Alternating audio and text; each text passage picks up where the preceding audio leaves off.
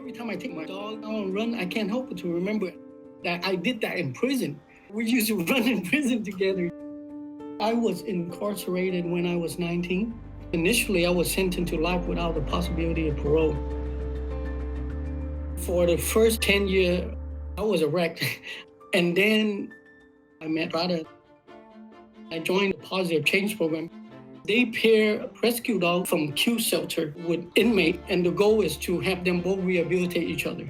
I was actually scared of dogs my whole life. When I met Prada, I tried to get her out of the crate, but as I reached in there, she actually bit me.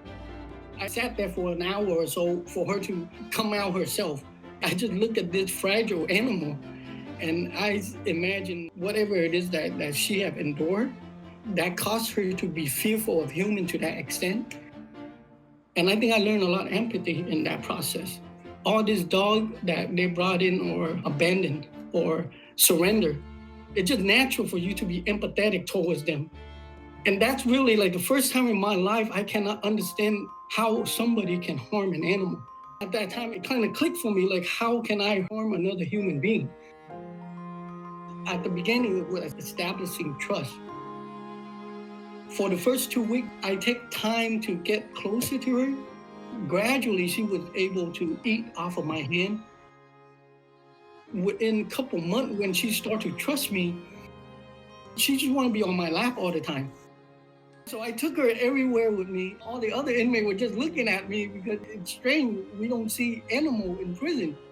You yourself don't think you're a responsible person. No one ever trusts you with anything. And here they're giving you something very precious, and they ask you to be accountable for that. It's a form of empowerment. As the relationship builds and you see the transformation you make in that dog, it reinforces your self-confidence. It builds your sense of self-worth. And essentially, it changes you as a person. I can get them to walk. For the last 6 weeks of the program, we're teaching them how to pass Canine Good Citizen certification. They need to sit in place. They need to come when you call them. They also need to be non-reactive around other dogs. They should be able to allow other people to pet them. And that's a big thing for Prada. They have a trust issue. So after all the dogs pass the CCT test, we see them off. Nobody liked that day. I didn't think that I was going to see her again.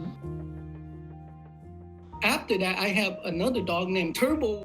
I didn't know I was going home or not, but I convinced my family to adopt both of those dogs. I was in the program for 4 rounds. I came out of that as a better person. It made me question a lot of my behavior and my old belief system. And then the law changes, which afford me an opportunity to appear before the parole board. And all that lead to me getting found suitable at my first hearing. That's when I saw Prada and Turbo again. It's very fulfilling to be able to see them and know that I helped give them a better life. It's strange for me because all my life I never interact with dogs, but they're like my child because I helped raise them. I really feel and understand for these dogs. The reason why they're aggressive because the owner did not understand them. They are insecure. Most of us prisoners used to feel that way. In a lot of ways, they kind of saved me. They taught me that I have a capacity to help other people, that I do have value to offer. I continue to reflect on that and use that as a reason to do everything that I do now.